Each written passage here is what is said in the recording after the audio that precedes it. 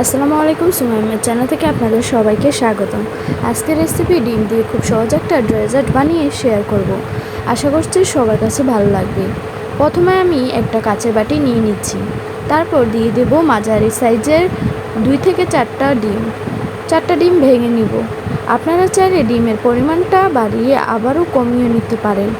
এখন একটা চামচ দিয়ে ডিমগুলোকে ভালোভাবে ফেটে নিব। এরপরে দিয়ে দেব কিছুটা পরিমাণে লবণ। তারপর আবারও চামচ দিয়ে লবণটা ডিমের সাথে ভালো করে মিশিয়ে নেবেন, যাতে লবণটা ডিমের সাথে মিশে যায়। তারপর নিয়ে নেব 4 চা চামচ পরিমাণ গুঁড়া দুধ। তারপর সামান্য পরিমাণ পানি দিয়ে গুলিয়ে নিব। আপনাদের কাছে যদি গুঁড়া দুধ না থাকে তাহলে লিকুইড দুধটা নিতে পারেন। এখন ভেঙে রাখা ডিমের সাথে ঢেলে দেব।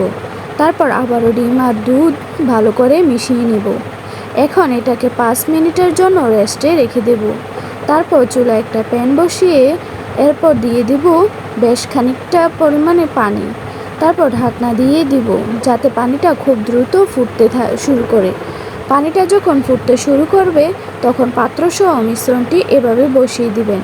এক্ষেত্রে একটু সাবধানে বসাবেন, কেননা পাত্রটি বসানোর সময় হাত গরম পানিতে পুড়ে যেতে পারে।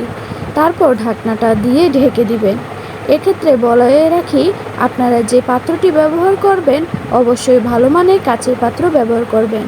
আপনাদের কাছে যদি কাচের পাত্রটা না থাকে তাহলে স্টিলের তৈরি পাত্র ব্যবহার করতে পারেন। তারপর এটিকে 8 থেকে 10 মিনিটের জন্য জাল করে নিব। এখন একটু ঢাকনা দিয়ে উঠিয়ে দেখব সব কিছু ঠিকঠাক আছে কিনা। এখন সব কিছু ঠিকঠাক থাকলে আবারও ঢাকনা দিয়ে ঢেকে 10 মিনিটে হওয়ার অপেক্ষা করবেন। 10 মিনিট পর ঢাকনা দিয়ে দিব। দেখুন আজকে আমার ডেজার্টটা তৈরি হয়ে গেছে। এখন চুলাটা অফ করে তুলে নেব। চুলা থেকে নামিয়ে এটাকে ঠান্ডা করে নেব। এখন চুলা থেকে নামানোর পর এটাকে এমন দেখা যাবে।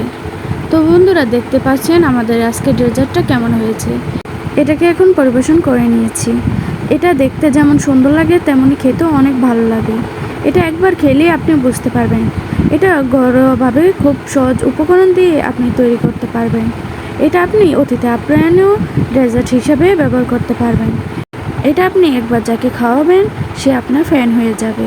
তো বন্ধুরা, আজকের আমার এই সহজ উপকরণ দিয়ে তৈরি এই ডেজার্টটা আপনাদের কাছে কেমন লেগেছে অবশ্যই কমেন্ট করে জানাবেন। আর আমার চ্যানেল যদি নতুন হয়ে থাকেন তাহলে অবশ্যই আমার চ্যানেলটাকে সাবস্ক্রাইব করে বেল বাটনটা অন করে রাখবেন। ধন্যবাদ। আসসালামু আলাইকুম ওয়া রাহমাতুল্লাহি ওয়া বারাকাতুহু।